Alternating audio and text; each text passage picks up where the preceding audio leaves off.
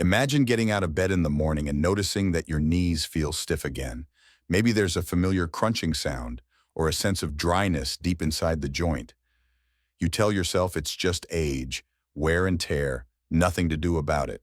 But what if joint degeneration isn't just the inevitable result of getting older? What if daily habits, things like what's on your plate, how much you move, or what's quietly going on inside your body, are gradually destroying your joints without you realizing it? And more importantly, what if these processes can be slowed down, stopped, or even reversed? There are four key factors that break down joints over time, and knowing them could change how your body feels every single day. Let's start with the first one, a lack of healthy fats in the diet. Most people associate fat with weight gain or heart disease, but very few realize that fats are essential for healthy joints. Why? Because your joints are surrounded by a fluid called synovial fluid, a thick, egg white-like substance that lubricates the ends of bones and helps them glide smoothly. This fluid is made in part from lipids, fats. Without enough of the right fats, synovial fluid becomes thinner and less effective. The result is friction, stiffness, and over time, degeneration of the cartilage. But here's where it gets more complicated. Even if you eat enough healthy fats, your body might not be absorbing them. To break down fats, the liver produces bile, which is stored in the gallbladder. If bile flow is impaired, maybe due to mild gallbladder issues, a sluggish liver, or lack of bitter foods in the diet, then fat digestion suffers. That means the body doesn't get enough essential fatty acids like omega-3s to build and maintain joint fluid. And when that happens, the body starts cutting corners, redirecting lipids from existing tissues, including from the joints themselves. Over time, this leads to dry joints that wear down faster. Let's take an example. Imagine a 60-year-old woman who avoids fats to manage cholesterol. She cooks with vegetable oil, skips fish, and eats lots of carbs and lean protein. Over the years, her knees start to ache, especially in cold weather. An X-ray might show early cartilage loss, but no one connects it to her diet. If she were to add sources of healthy fat, like salmon, flaxseed, chia seeds, or a good quality fish oil, and support her bile flow with artichoke or dandelion tea, her joints might start feeling more lubricated within weeks.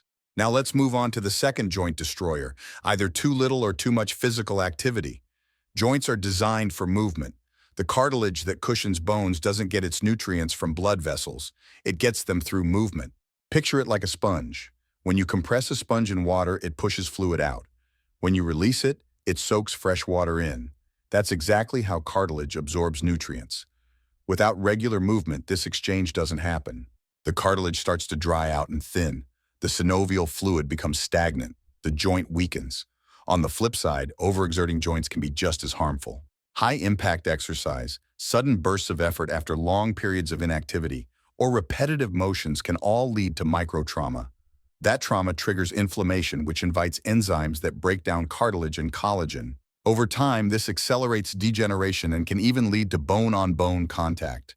The sweet spot, gentle, consistent activity. Walking, swimming, tai chi, yoga, and light strength training are all perfect examples. For instance, doing a short daily walk combined with stretching and 2 resistance training sessions per week is more beneficial than one intense gym workout followed by 6 sedentary days. For the 50-plus body, variety and consistency matter far more than intensity. Now for the third and less obvious enemy, chronic inflammation and cytokine accumulation. Inflammation isn't always visible. It doesn't have to come with redness or swelling. It can simmer quietly for years. When the body has chronic inflammation due to a poor diet, stress, poor sleep, low-grade infections, or even gut problems, it produces chemical messengers called cytokines. Some of these, like interleukin-6 or tumor necrosis factor alpha, are particularly destructive to joint tissues. These cytokines signal enzymes to break down collagen and cartilage. Over time, the matrix of the joint, which should be springy and resilient, becomes brittle and thin. Even if there's no acute injury, joints can slowly deteriorate under the radar. A classic scenario might be someone who eats lots of processed food, sugary snacks, and very few antioxidants. They might also be slightly overweight and get poor sleep. Without realizing it, their blood is carrying a steady stream of inflammatory proteins. Their joints absorb the damage, leading to aching fingers, stiff knees, or pain that shifts from joint to joint.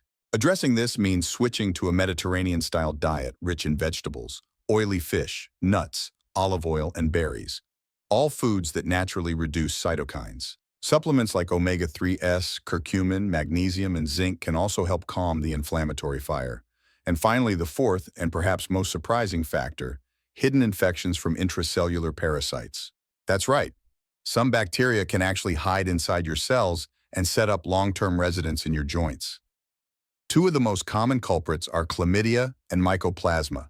These aren't the kind of infections that always cause obvious symptoms. Sometimes they enter the body during a mild respiratory or urogenital infection and then linger, quietly damaging joints.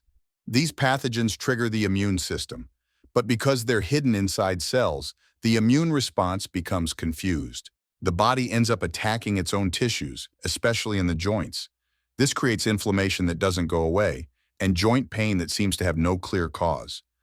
Often these infections affect the knees, ankles, or wrists. In some cases, the pain migrates or flares up after exercise or stress.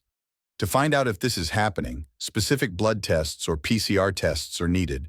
Most routine labs won't pick it up. If detected, treatment involves targeted antibiotics like doxycycline or azithromycin, often for several weeks. But antibiotics alone aren't enough. The body also needs immune support, nutrients like zinc, selenium, and vitamin D, enzymes like serrapeptus or nattokinase to break down inflammatory debris, and adaptogens like rhodiola to help regulate immune balance. Now here's the good news. All of these joint-destroying processes can be interrupted and in many cases reversed with the right support. That begins with restoring proper bile flow. Adding bitter foods like arugula, radicchio, and lemon water to meals stimulates the liver and gallbladder. Digestive bitters or artichoke extract before meals can also improve fat absorption.